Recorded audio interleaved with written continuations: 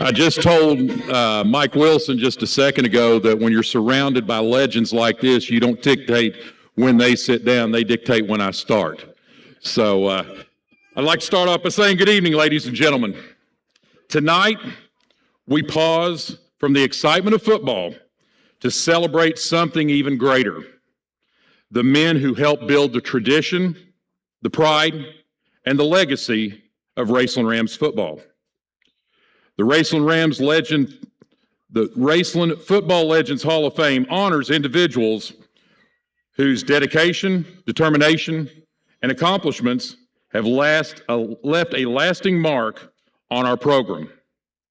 These men represent the very best of what it means to be a Raceland Ram. Tonight, we celebrate their achievements. We remember the moments that they made Raceland football special. We honor their legacy that will continue for generations to come. Ladies and gentlemen, it is my privilege to welcome you to the 2026 Raceland Football Legends Hall of Fame ceremony.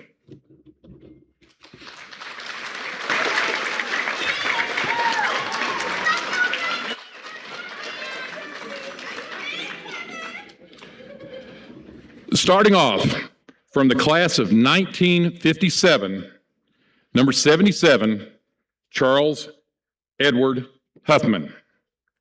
Charles was named Courier Journal Honorable Mention All-State in 1956 and served as a co-captain his senior year. Inducting Charles this evening is his son, Steve Huffman.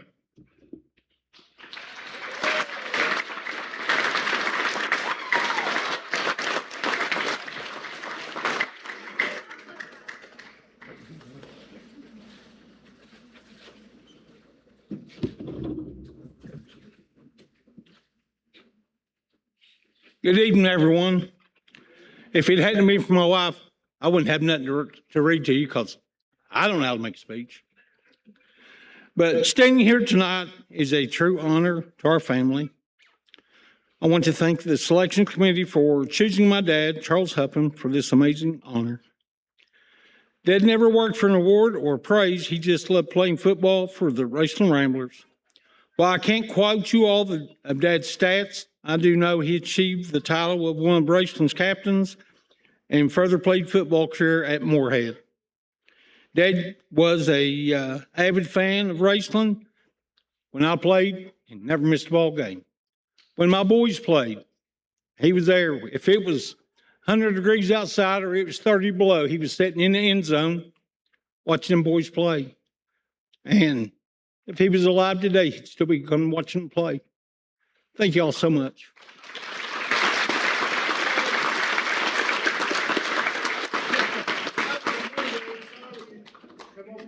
Practices, and he taught me how to fun.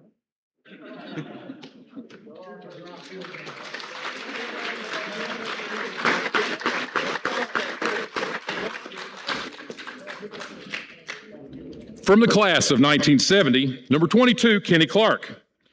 Kenny played football from his 8th grade year through his senior year, and he was all in EKC conference during that time. Inducting Kenny this evening is Coach Mike Holzappel.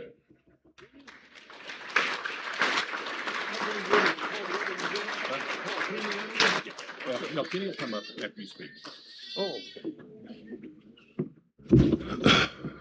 Well, I tell you, it's been a lot of years. I came to Raceland right coming out of college, and didn't have a job. And on the way home, I said I got a layover in Cincinnati, and picked up the sport page and looking down the corner of it, they said Raceland High School looking for a football coach. Well, I got home, and this was on a Thursday evening, got up Friday morning, called over Eunice Harper, superintendent, introduced herself, said, I like to, for the coaching job. She said, well, can you come over this afternoon? I said, yeah, I'm not real busy. Yeah. So I went over and we had an interview with her, and I left. And a few minutes later, I got a call and said, "Can you come over this evening?" I said, "Yes, I can come over this evening." So I come over, and it was her and gosh, now the name escapes me.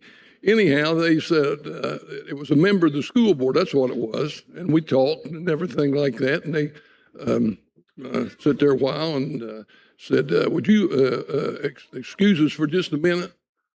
Which I could do that. And I sat there, and they come back in and says, "The job's yours." And I'd never coached a game in my life, and I didn't know who assistants were, who the players were. And so they told me who my assistant was. So I got a hold of him and said, "Get a hold of them players. We're starting practice on Monday." And two of the very best of those years are sitting right here beside me right now. Let's start with Kenny. Kenny Clark.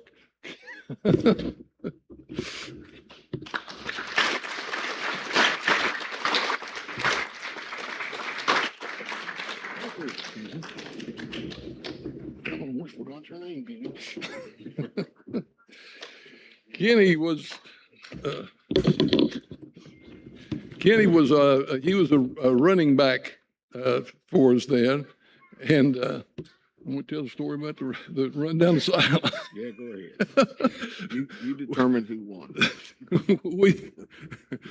we had it was a scrimmage. It was what do they call that? Grid-a-rama. The grid-a-rama, and we Drew McHale, who was a powerhouse then, and about midway we played two quarters. Yeah. 2 quarters, and about the start of the second quarter, whatever the play was, it went to Kenny, and he went about 60 yards for a touchdown. I was on the sideline beside him, and when he went by me, I kept running. I was excited as he was, and it ended up 6-0, and that's when it started. And I want to tell you, this guy and another one I'm going to talk to in a minute. The big thing about them, I mean, they scored touchdowns and things, but one thing they did do, they always put it on the line. They worked hard during the practices and during the game. We didn't win them all, but by gosh, we didn't lose any by not trying and getting great effort. And this fellow's going to go into the Hall of Fame, and he deserves every bit of it. Would you care to say a few words? If I can, appreciate it. Thank you. All right.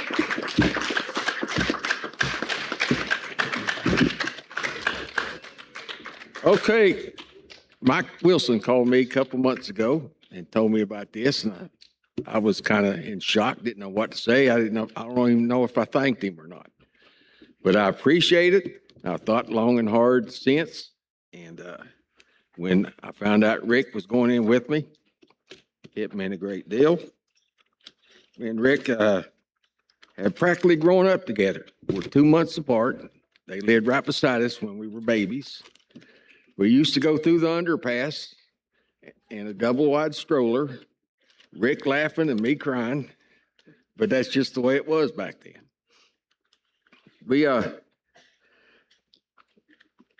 We started in the 8th grade playing football. Back then you could do that. They called us up for blocking dummies against some of these guys on the back row. Bubby and Virgil and all them guys. I mean, they were giants. I was in awe. I mean, Fred Johnson, looked up like that. And just a bunch of them. Fred Bundy. Some of these guys are already in here. But we practiced. I don't know if you can see this picture well enough. But this picture was what the Rams Stadium looked like then. And it was right where the handicap parking lot is, where I parked last week. That was gravel and sand. And when Coach Conley was here, we practiced out there in that. And it reminded me working at the steel mill in a center plant with all that stuff in your clothes when you got done. But we survived. And then come up to my sophomore year, I was a linebacker as a 8th grade and freshman on the JV and freshman and everything. Made it sophomore year. We were in a gap 8 offense or defense, and I was on the end. And I ran around all the way and chased the Roger Rigsby was the quarterback at Boyd County at the time. Chased him downfield and tackled him. And then Coach Charles Sammons, who was our coach at the time, said, anybody with that speed needs to be a defensive back. So the rest is history. I played safety the rest of my career at Raceland. After I graduated, I spent 4 years, not at college playing football, but in the Air Force. And until before then and after then, I attended all the Raceland games. I was a Raceland fan. But then when children came, things happen. They move. They support different schools. So I felt like Dolly Parton this week. I have a closet of many colors. And several are Raceland rivals, which I've had to live through. Pikeville, Russell, my son played at Russell. My other son, Jason, coaches at Ashland now, so I still have to wear maroon occasionally. So those things happened, but as far as my time here at Raceland, they were happy. I still, deep down, wear orange and black whenever I can. If I don't have a relative playing, I'll wear orange and black. But it's been a pleasure. I played with Coach Hosaffel his first year here, fresh out of Notre Dame. And it felt good to outrun a college Notre Dame player, even though he was a lineman. I outran him to the goal line. Again, I want to thank the Legends Hall of Fame for the 1 or 2 guys that voted for me and got me in here. We never won district championship. We never went to a district game back then. I talked to some of the other guys that played before me, and they said that the football program almost dropped. Coach Conley came here and won a few games, so they kept the program going. We won our share, but nothing like the program is gone now, and I just feel good to be a part of it. Thank you very much.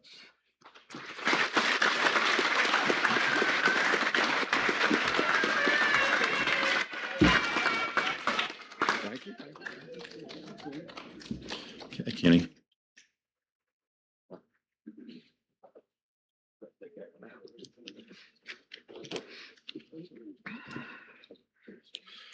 Also from the class of 1970, number 60, Rick Cornett. Rick played football from his 8th grade year through his senior year. He was named most improved player his freshman year.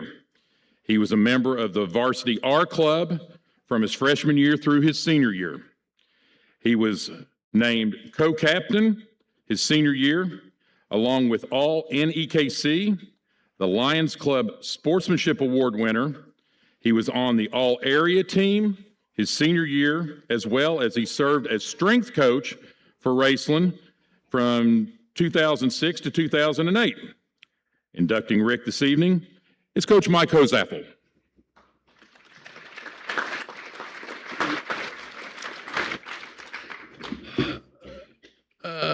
Rick, it's a kind of a funny thing to say here. The one thing that I remember, well, not the one thing, several things. One thing, Rick, he laid it on the line in practices. He laid it on the line in games and never complained. And the one thing, when they, asked me about this, come up and seeing these people, it's funny how things just kind of flash in your mind that you'd seen before, remembered before. The one thing I really remember about Rick, things weren't going very well in mid-season or something, and he came up to me with tears in his eyes and apologized to me geez, we're sorry. And now that's someone with dedication. Now, when you're a lineman, you don't get a lot of you're kind of stuck. You block and you tackle and you go get them, and then that's it. There's nothing in the paper about it. But I tell you, this guy was what you call a football player, and believe me, he was a good one, and he certainly deserves his place in the Raceland Hall of Fame. Rick.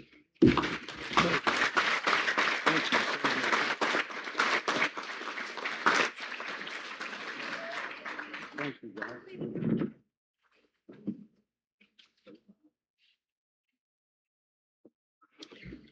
Just like Kenny, when Mike Wilson, when I first received the call, and he told me what the call was about, and I knew him from church and over the years, watching him play football and so forth, but I actually thought he was punking me. I thought this is going to be a joke and we're going to all laugh at it at church and so forth. But the more he talked, I saw that he was serious. After the phone call, I couldn't sit still. I was so excited. I told my wife, and I always felt like there was something, they're missing something. There's something I got to do. There's something I got to do. I walked out on the porch, and I thought, I got to call Mom and Dad. For a split second, Mom and Dad was still here. And I felt so wholesome, so normal, because I was the only child. There's always the three of us. And then of course, that went away. But I stayed out on the porch after I became emotional and calmed down. I stayed out and I started thinking about all the people I had to thank to get me to be standing right here.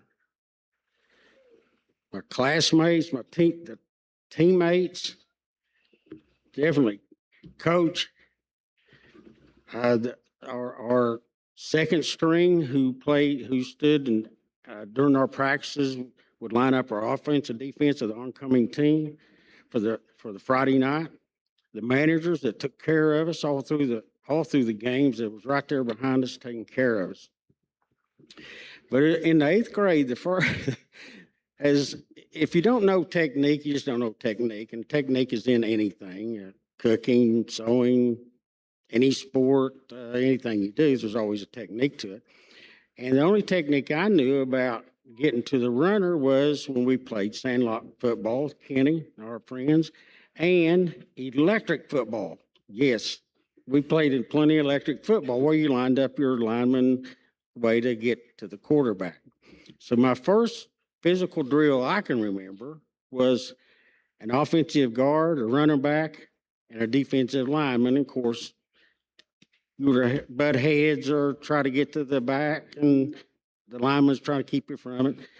And from my prior experience, which was just sandlot football, electric football, as soon as the whistles blowed, I just sidestepped him and got to the runner. I thought, hey, this is going to be all right.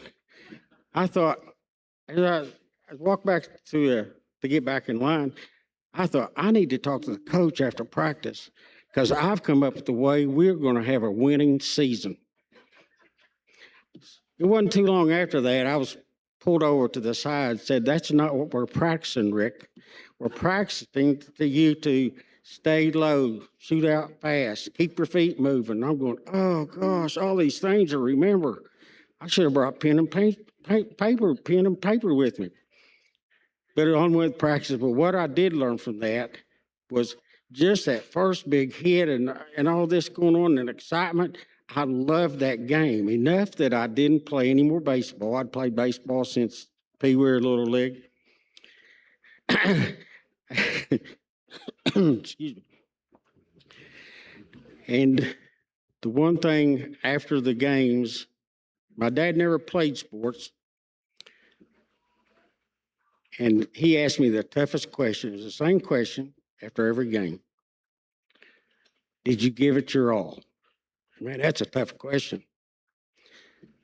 And I tried to answer honestly. The one I couldn't answer, I did answer honestly, and it wasn't what he wanted to hear, was my last game against McHale, my senior year. I always believed you always have that one game during the year where you can don't do anything right. One game during the year that everything goes right. That was not my game. Mentally, there's something physically, I couldn't key on certain people and so forth. But still, to be here tonight is such an honor. The only way I can put in perspective for me is after graduation, I got into competitive powerlifting, and I gave myself 12 years to reach some short-term and long-term goals. Well, I reached them in Birmingham, England during the World Championships.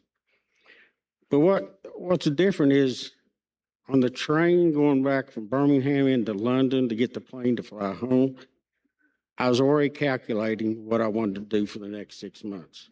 In other words, okay, nothing. Since I've got the call, I've been riding higher than a kite. I mean, really, to be with all the names that I've heard, some I've met here tonight, the board that I've took pictures of and looked at their names, some I've watched play for years, some afterwards, and during the strength coach, especially JT, up here this evening, to see him play from the sidelines was an honor in itself. But to be up here, at times, if I'm being punked, I'm okay with it. Thank you very much.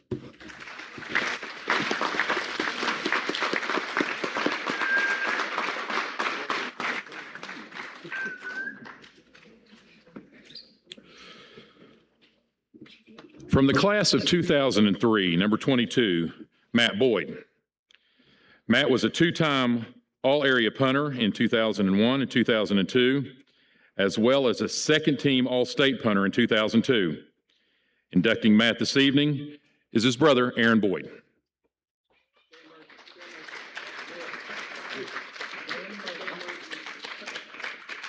Correction, inducting him this evening is Dan Mercer.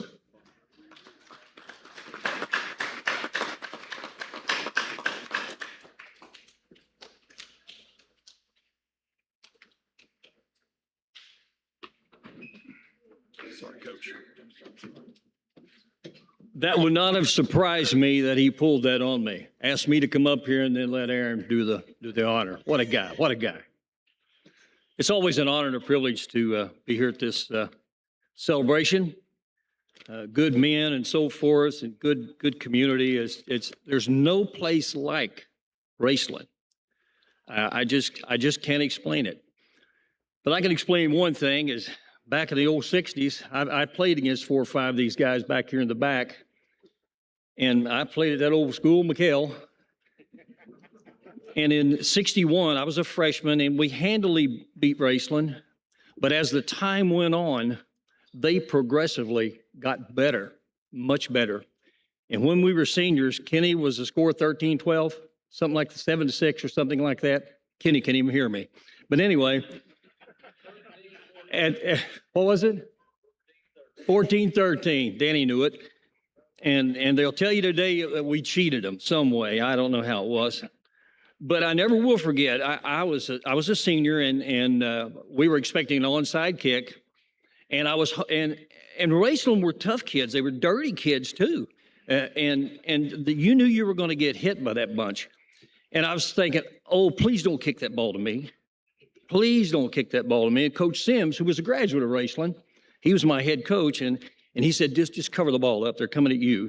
And so sure enough, they kicked the ball to me. I covered it up, and all 11 of them nailed me.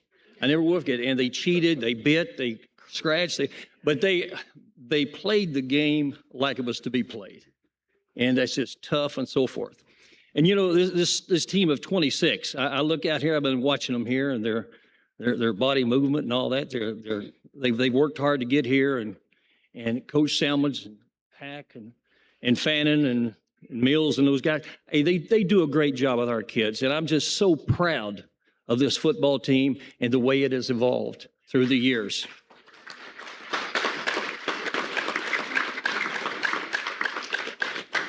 With all that being said, Matt called me the other night and asked me if I would stand up here and say a few good words for him, but it took a while for me to find a few good words to say about this guy. But he's a very unique guy. I'm telling you, he was one of my all-time favorites. But you know, Matt seldom came off of the football field from his sophomore year on, and he played multiple positions, and on both sides of the ball, he played multiple positions, and except for the offensive line, And I believe now he could play on the offensive line. He's gained a few pounds there and so forth. But some of his accomplishments here, he scored a total of 18 TDs over his career, 1,300 yards in receiving.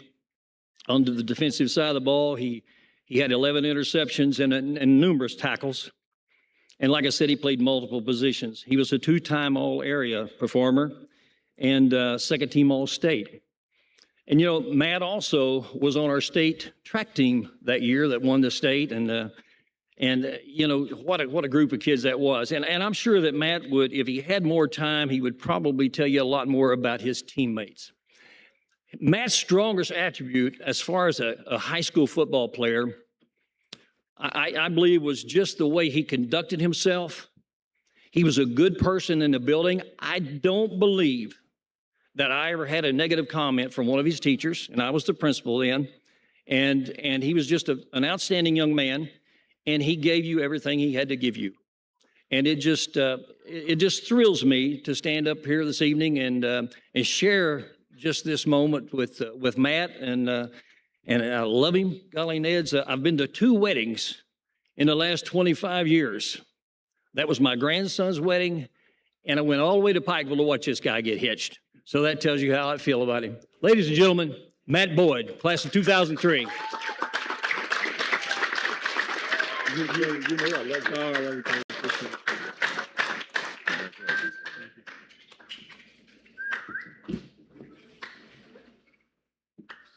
I didn't try to pull a fast one on you there, Coach Merce. One thing he didn't mention, what he liked to do back in high school, he liked to take the linemen over in the briar patch, right next to 23 there. Guys over there, Jeremy Jones back there, he knows what I'm talking about. They had blood all over them, and I don't think you can do that anymore. I think it's outlawed now. But Coach Merce, I appreciate those kind words. I just think it's an honor to be up here tonight. Really appreciate the opportunity. I want to thank everybody for being here. My wife Ashley, daughter Ellie, the rest of my family, friends, team, appreciate it. Been at Raceland since first grade. Started playing third grade, little league, middle school, all the way through high school. Played Orange my entire life. Truly a special place, just like what Coach Merce said. There's just something about Raceland. I don't live in town anymore, but every time I come back, drive down 23, look at that field, just takes me back to those playing days. Just football's always in the air. Seems like every time I come back here, truly a special place. I am standing up here tonight, but nobody gets in the Hall of Fame alone. I want to thank my coaches, my teammates, even going back to my Little League and middle school days. I want to thank Greg Vanderhoof, Tom Compton, Greg Leonberg, Kevin Cameron, my fellow Hall of Famer Danny Burris, and Gary Smith. Those guys taught me the fundamentals of the game, to be tough, showed me how to hit, how to win, how to be a Ram. High school coaches, fellow Hall of Famer Randy Vanderhoof, Coach Mercer, Coach Mickey Dixon, Billy Counts, Larry Coldiron, Gary Fannin, Todd Burrows, Odell Pack, and my uncle and fellow Hall of Famer Kenny Lax. Those guys taught me the game, how to be a better player, a better leader, and just a better person. Some of the same things they taught me on that football field out there, I still use in my career, my life, my marriage, everything. I really do appreciate it, guys. Quick story about Kenny. I was playing a pickup game of basketball one day out at Worthington Elementary playground, and I see Kenny walking across the field out there. He lived really close, just right across the road, and he had a football in his hand. He said, "Man, I'm going to teach you how to punt." I said, "Okay."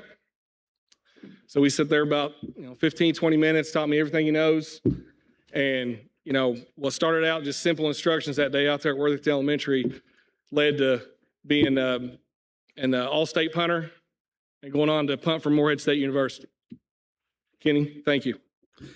Thank my teammates, my fellow linemen, though I'm not a I know I look like a lineman now, but I was a skill guy back then. So, yeah, Jeremy Jones, Patrick Kraft, Anthony Neese, Lloyd Van Hoos, Bobby Westfall, Dallas Himes, Jared Castle, Ross Reed, Ryan Wells, Josh Rohr, Billy Snitzker, Todd Fannin, Todd Joseph, Brandon Eplin, among others.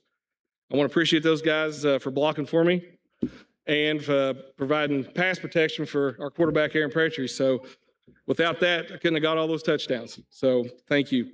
Fellow skill guys, my fellow inductee and my cousin Travis Roark in the same class, Tyler Holstein, Adam Jones, Josh Shope, Josh Atkins, Anthony Frisbee, Les Cogrove, Tommy Compton, Josh Brown, Brian Ross, Eli Griffith, Sam McKee, and fellow Hall of Famer Aaron Petrie, among others. We blocked for each other, fed off each other's energy. We always expected to make a play. Always had our backs. We expected to win every game. So, one of my fondest memories is probably my senior year, 2002, playoff game. His first playoff game against Dayton. We found ourselves down a touchdown at halftime. Wasn't really going our way. Calls weren't going our way. We was in the locker room, and as a senior, can't help but creep in. Is this going to be our last game? And we looked at each other and said, not tonight. So I seen Coach Schuff, Coach Counts, and Coach Dixon over there, and I went up to him. I said, we're just not getting much traction on offense. Just, we used to run the air raid offense back then. It just wasn't working. And I said, let's go back in the wishbone. Let's run 22 past 88. And it did take a whole lot of convincing Coach Schiff to go back in the wishbone. I can tell you that right now. So Coach Schiff said, okay, let's do it. So we went out there, hiked the ball, we went out there, 2 tight end sets, brought that defense all the way in, 2 tight ends, flag routes, and it worked. We scored a 70-yard touchdown, first play of the second half. Now, and we'd go on to win. We'd go on to score 25 unanswered points for the victory. So, and that was only the 4th playoff win in school history at the time. Playoffs used to be a little bit harder, guys. So, just tell you that. But that was truly a special night. But I just wanted to say, it's just an honor to be on this stage. All these legends here. Appreciate you all nominate me for this, and just to be a part of this fraternity of the Raceland Football Hall of Fame. Best of luck to the team tonight. I'll see you guys at Kroger Field. Go Rams.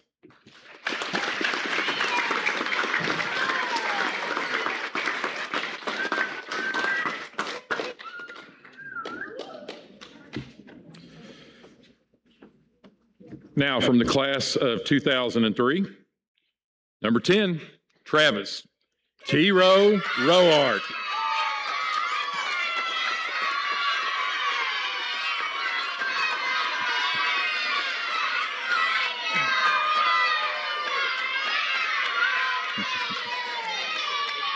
Travis was a 2002 district champion, was on the 2002 district championship team. He was a 2-time all-district player, a 2-time all-area player, was the 2002 Raceland Mr. Football. During his career, T-Row set school records for most catches, yards, and touchdowns in a single season with 76 receptions, 1,023 yards, and 26 touchdowns. Inducting Travis this evening is Coach Randy Vanderhoof.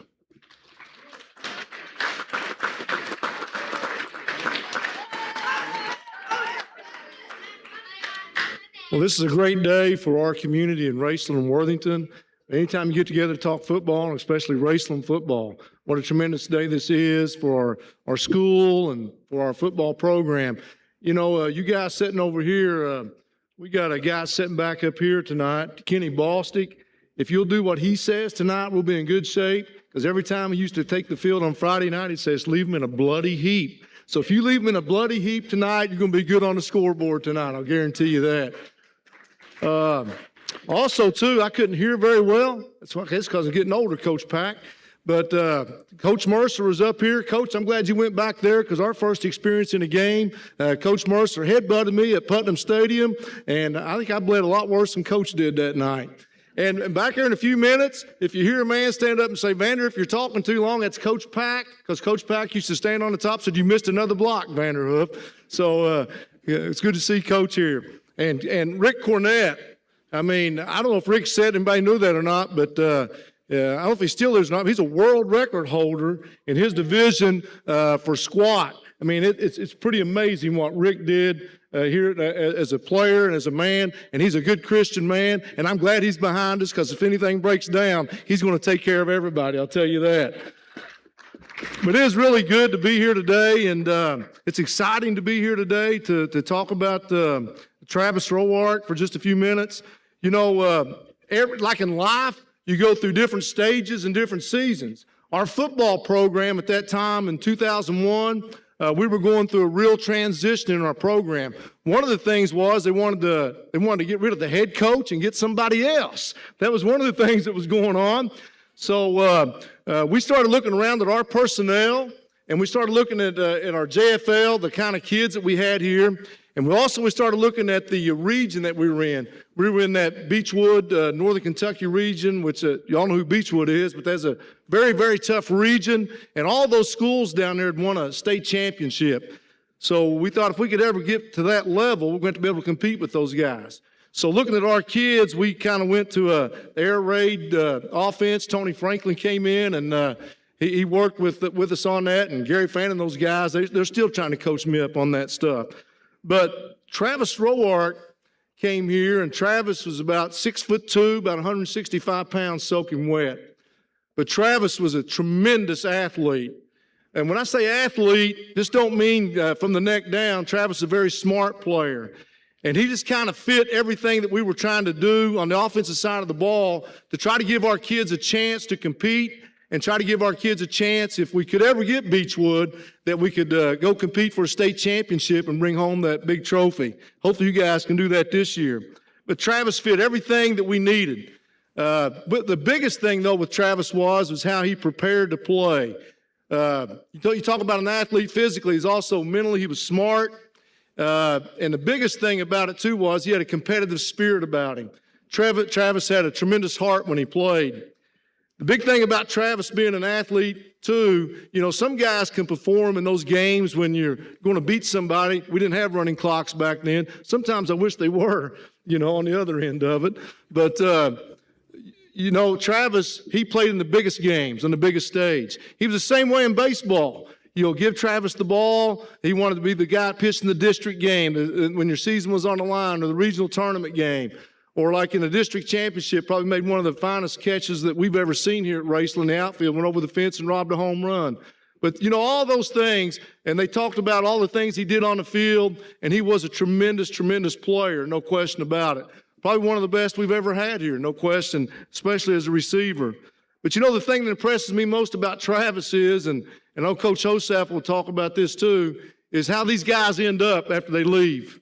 Travis, he's a tremendous young man. I call him young. He's a tremendous young man.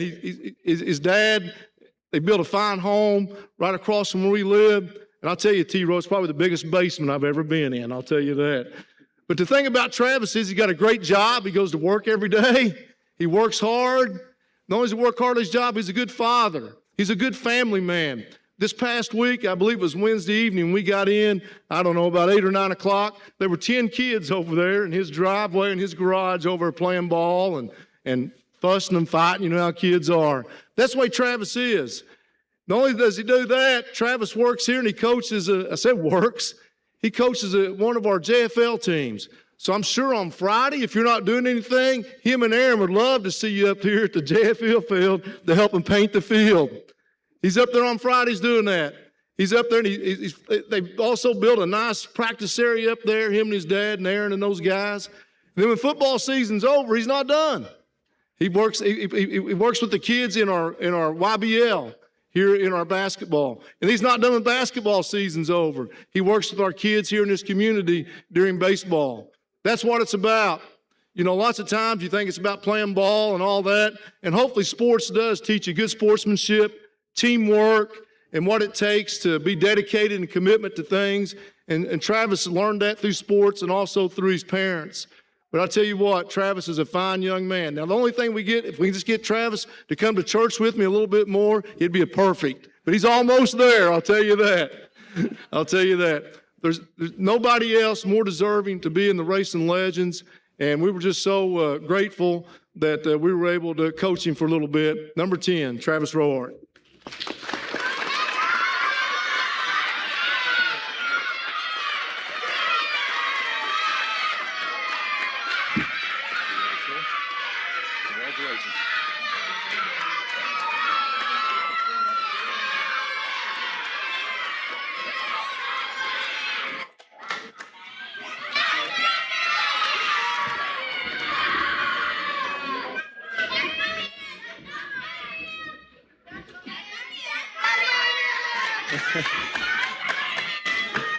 Guys, I appreciate it, but we're all running at practice for that. I'm just kidding. Just kidding. No, just kidding. I want to start off, I want to, congratulate all the other guys that got in tonight, and really great men up here tonight. I want to thank everybody, that voted for me to get in here. I mean, it's a really big honor. I don't even know how to say thanks. I don't even know where to begin.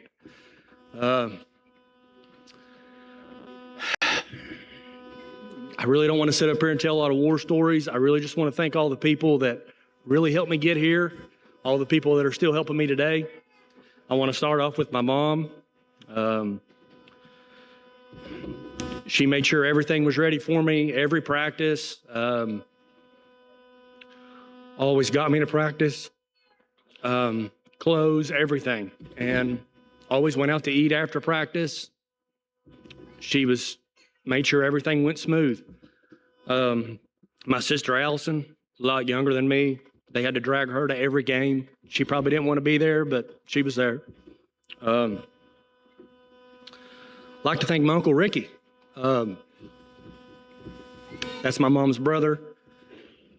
He wore number 10 when he played, and that's the reason why I wear number 10. Like to thank my dad. My dad's probably, if anybody knows my dad's probably hardest working man in this tri-state area.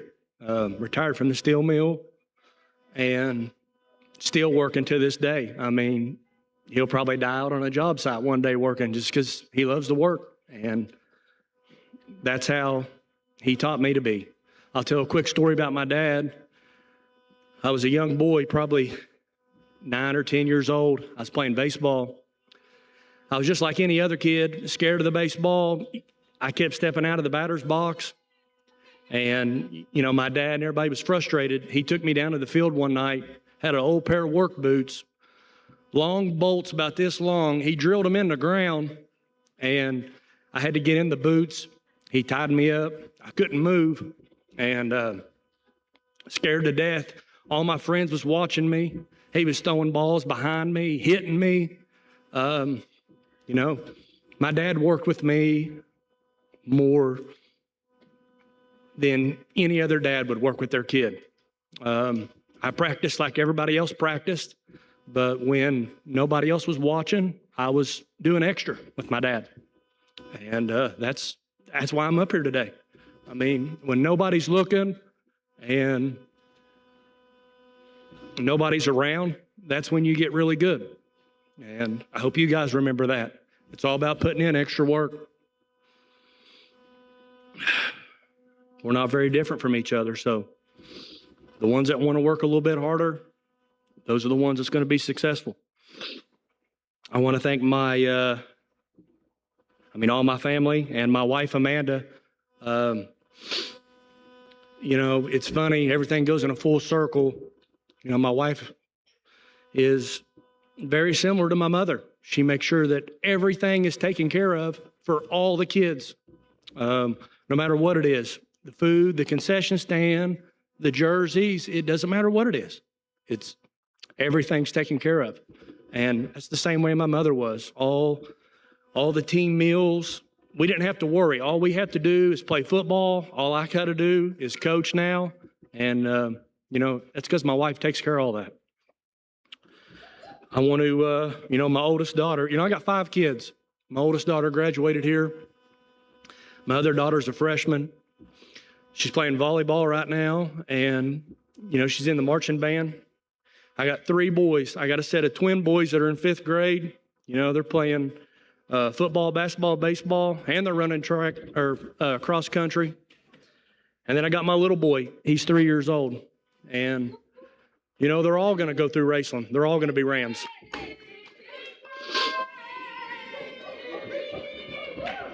And I'm really proud of that, This place is a really, really, really special place. And I'm just really happy that my whole family and, all my kids are going to go through here. I'm sorry, bear with me here.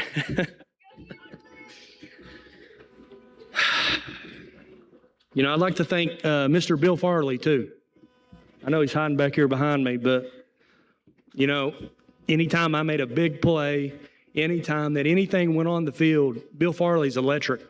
The electricity that he provides up there in that press box, it didn't go unnoticed by me. I really appreciate you, Bill.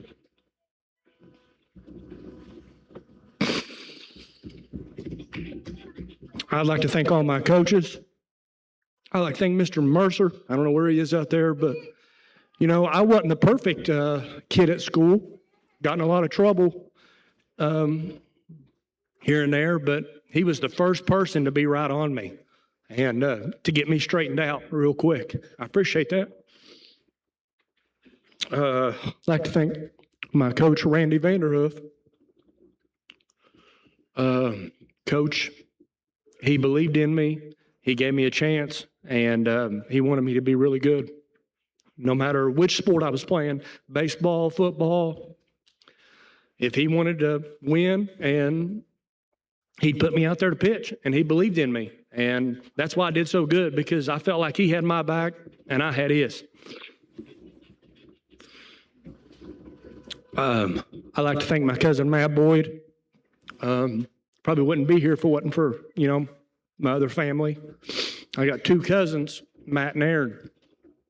Got to play with Matt. Every time I scored, he was right there with me, running in the end zone with me together. And when he scored, I was trying to block for him. I wasn't as big and strong as Matt, couldn't block as well, but he sure as heck blocked for me. And I appreciate Matt. I appreciate Jeremy Jones out there tonight. You always got to take care of the big guys. The big guys always block for you. You little guys, remember that. You take care of the big boys. The big boys take care of you. And I'd like to thank my other cousin. I got to play with my one cousin, Matt, but Matt's brother, Aaron, a true gentleman, really good man, really good family man. I didn't get to play with Aaron, but, I get to coach with him now, and we get to oversee a little bit of the JFL, thanks to Coach Salmons. And there ain't nobody does a better job over there with the JFL and all these kids than Aaron Boyd. And there's a lot that goes on over there, a lot that goes on Friday nights, and a lot of work behind the scenes. And Aaron's the first person I call, and he's always right beside me to make sure everything's running smooth. I really appreciate you, bub. I'd like to thank all the lunchroom ladies, bus drivers, all the moms, everybody for the pregame meals, everything that went great. All we had to do was show up and play football. I'm sure you boys ate Texas Roadhouse this evening, and you guys just got to worry about football. And there's a lot of people behind the scenes that make this big machine go. And I hope you boys realize that. And to all you boys in the high school team, I know a few of you have been to Kroger Field the past few years. I know you've had a bad taste in your mouth the past few years. But I'm telling you, it goes by quick. And I know you all got a good team. I know y'all can get back there. But everything goes by super, super quick. I go to work every day. I sit around and talk with my cousin and my other coaches about JFL football. And there ain't a minute that goes by that I don't wish I was back out there playing. And I wasn't at work. So you snap your fingers, you're going to be out here working a job. You're going to have kids. you guys better enjoy yourself, and I hope y'all do get back to Kroger Field.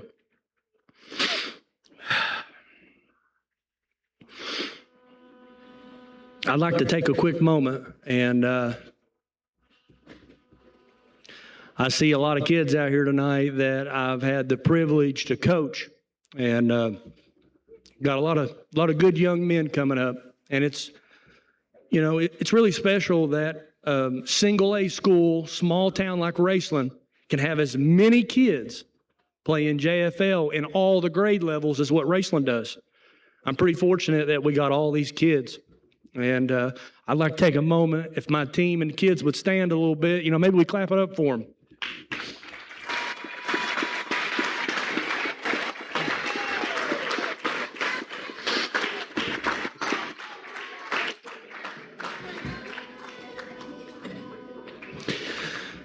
I'm pretty hard on these kids. I work them. Sometimes they don't like me. Sometimes the parents don't like me. But I look out for these kids, and I want these kids to be the best of the best. I want them to have everything, the best field, anything they want. I want these kids to have it because I want them to have everything a lot better than what I did, and I want them to be better than me.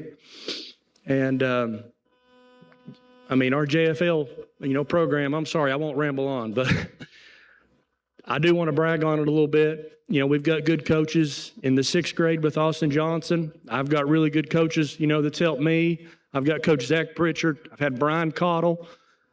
I've got Mike Stapleton out there, Freddie Shepard, Paul Thomas. I've got really good people that help me, and I appreciate that. And we got a lot of good kids. 4th grade, my cousin Aaron, he's got a lot of kids. 3rd grade, AJ Bass coming up. It's just, there's good people. Tyler Morris is coming up behind that with kids. Every grade has got over 20, 25 kids playing football. It's unreal. And that's what keeps this whole thing of Raceland football going. I heard some of the guys talk about where Raceland football might have been a little bit lower. But right now, it's really strong. The high school team's really good. And the JFL program, kids are just cycling through. There's kids wanting to come play from everywhere. This is a special place. Truly, truly, truly special place. My playing days are long gone, but I'm very fortunate right now. I appreciate Coach Salmons letting me work with all these younger kids. And like I said, my playing days are long gone, but I'm going to do everything I can to try to help this program, help this school, help this community going forward. So I appreciate everybody. I'm sorry I'm rambling on. I love Raceland, and God bless, guys.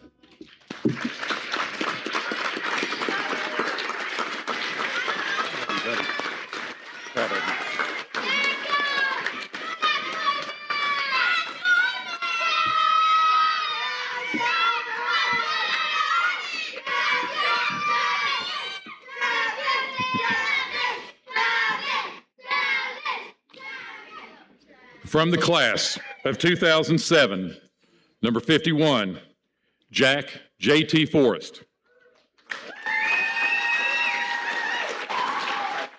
J.T. was a 2-time All-Area player, a 2-time All-District player, was an All-State linebacker his senior year, as well as a district champion and regional runner-up. He was also named the 2007 Eastern Kentucky All-Star Game MVP. Inducting JT this evening is Coach Gary Fannin.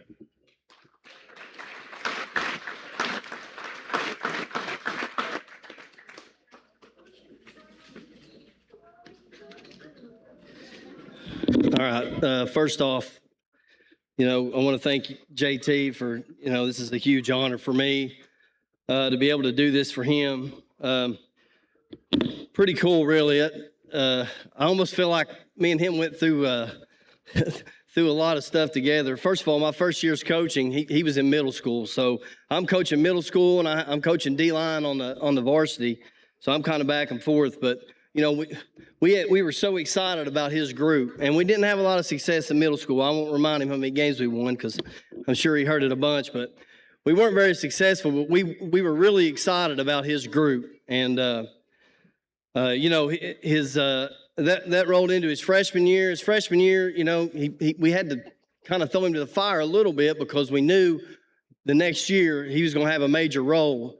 So he played a little bit as a freshman, but then the next year, his sophomore year, we weren't very good. We had 4 seniors, 2 of which had never played till they came out that year. So, JT was basically, our dude on defense as a sophomore. We knew how good he was going to be. He probably wasn't ready for it. Nicky had just left, so I was kind of stuck calling the defense. And I probably wasn't ready for that. I'm like 29, 28 years old. And, I can't wait for him to mess up in practice so I can scream and yell and, show everybody how much I know. And he's so competitive, man. Like, he was just a super competitive person. So even though we were asking him to do things he couldn't do, he was frustrated because, he couldn't do them. But he really grew throughout the year, his sophomore year. And by the end of the year, man, he had figured it out. We had had a couple of games that year. For example, Fairview obviously beat us pretty good that year, but they had a running back that played in the NFL, so they were pretty good. But we were trying to get back, to being one of the best, teams in the area, in the region, 16th region that is. So, but his junior year, it rolled around and. All of a sudden, actually, between his sophomore and junior year, he tore his ACL playing pickup basketball, which is why I tell you guys not to play pickup basketball. But I've never seen a guy as resilient as him. I think it happened in December, and I don't think he missed a game his junior year. Like, he pushed himself to get back, and he was back, obviously playing inside linebacker, and Hoof had picked up. We hadn't played Ashland in a few years, but we thought we were getting close, so we picked up Ashland, and man, we played them really good for a half. But that was when we kind of felt like all of a sudden, we're close, we're real close, and they ended up beating us pretty good in the second half. But I've never been more excited after a loss than that year because we just knew how much better we were going to get. His junior year, we had a pretty good year. The big game that year was we were able to play Fairview, and we played them at home. And I'm seriously, the game was played on half the field, like from the 50 on the baseball end, from the 50 to the end zone, like it was played in the mud right there. And we ended up winning that game 7-6. That was a huge win for us. That kind of rolled all into the winter weight program that year, and that was one winter weight program. Our kids, man, we pushed them because first of all, I was really close to that group. My sister was the same grade, so I knew those kids personally anyway. But we pushed those guys so hard, and JT and Clint was kind of, I felt like, our leaders as far, because there was a few guys in that class that didn't make great decisions all the time, but I always felt like JT and Clint kind of held it all together. And we came out his senior year, man. We're playing Ashland the first game, and I remember talking and telling the kids, like, they have no idea because, we still weren't, I don't think, as respected as we wanted to be. But we were able to win that game, and that kind of rolled us into all of a sudden, everybody kind of was going to give us their best effort after that, some of the teams we played. We got upset by LCA, which was the only game we lost the regular season. We had a chance to come back and play them in the playoffs, and there's a play from that game, and I went back and watched it 2 days ago when I was preparing for this, where they're backed up on the goal line. They try to run ISO at JT, where they bring a guard down on him, and he literally, he takes the guard and throws him into the running back, and the running back fumbled right on the goal line. We ended up getting the ball. It was pretty cool. Huh? First play of the game. I didn't realize that because I was watching highlights, but it was pretty sweet. But that, like I said, that was a really special group. Our defense that year, it's hard to say around here. Everybody gets their feelings hurt when you say they were the best. This guy was the best. That guy was the best. They were one of the best, I will promise you, defenses that's ever played here. We had so many guys that ran to the ball, was physical. And JT kind of led the charge on it. You know, he was our linebacker. He had like 20 tackles against Ashland alone that year. But he was just such a special person. The best story, though, that I can tell you about JT, this is my favorite story since I've been here, is we're going into his senior year, and our 3 leading rushers are back. Our 3 leading rushers. JT was a 2-year starter at running back his sophomore, junior year. Our 3 leading rushers are back. We had 2 sophomores that we knew we were going to be pretty good. And we go to JT and another guy, Brad Rogers, and ask them to go from running back, who they led us in rushing the year before, and go play on the offensive line. And you talk about making an offensive line really strong all of a sudden. JT played center for us. I think the only thing JT said was, "I'm going to wear number 51. That's Dick Buckus." I mean, he never questioned it at all. But he was able to, you know, shore up our offensive line for us that year. He played every snap, played inside linebacker and center every snap of the game. And he was just such a great player. We ran into Newcath out there in the playoffs, and they were really, really good. We were winning at halftime of that game.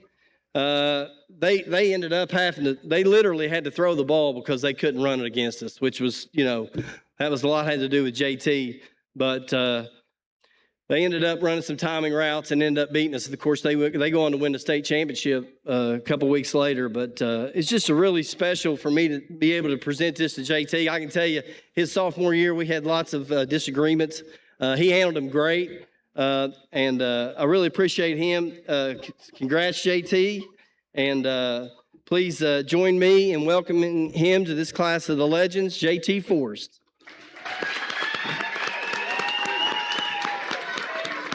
Appreciate you, man.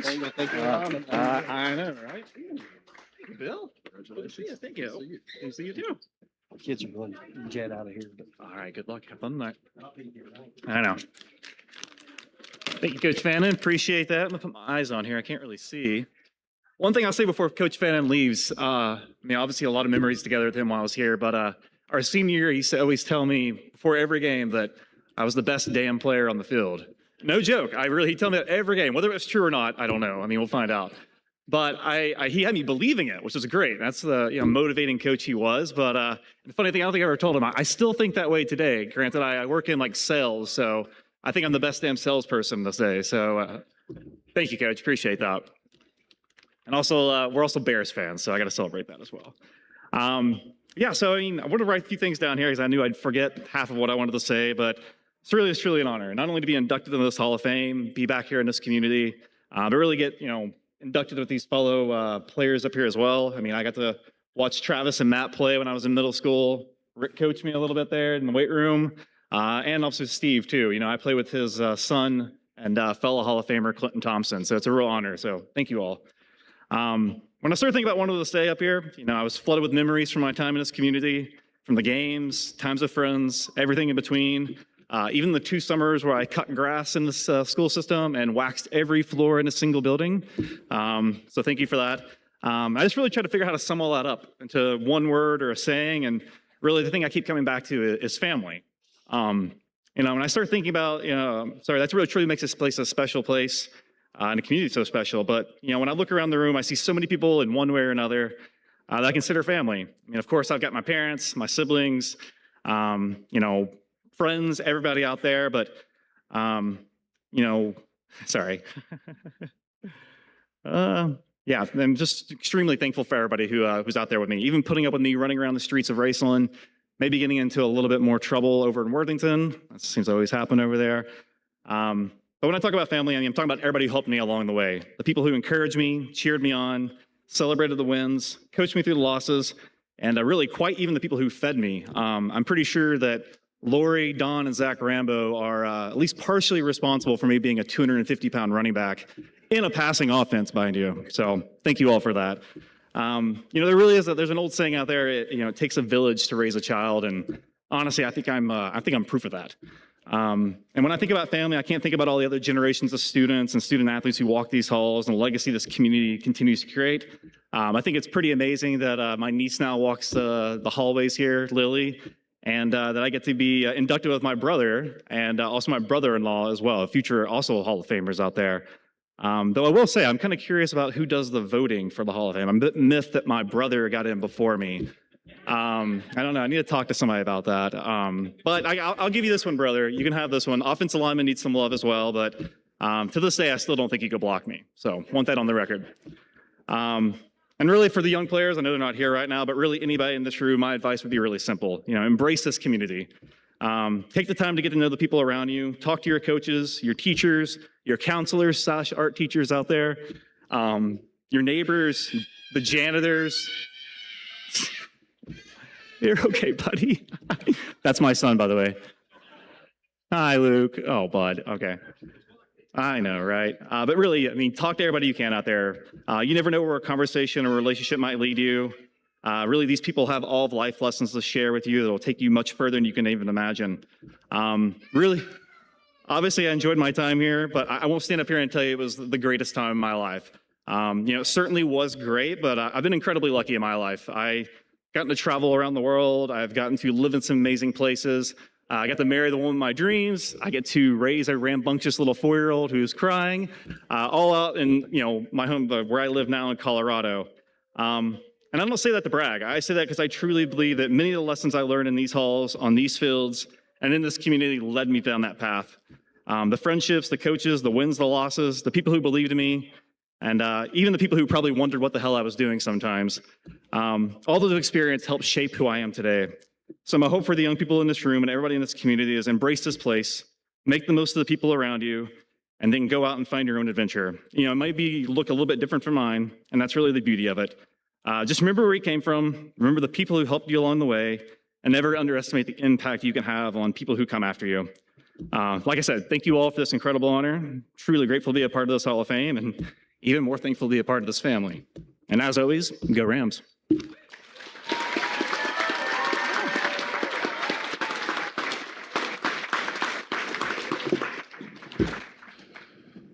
Ladies and gentlemen, this concludes the 2026 Raceland Football Legends Hall of Fame induction ceremony. Refreshments will be served in the Commons area. We'd like to thank everyone for being here today, and let's give our legends one more big Rams round of applause.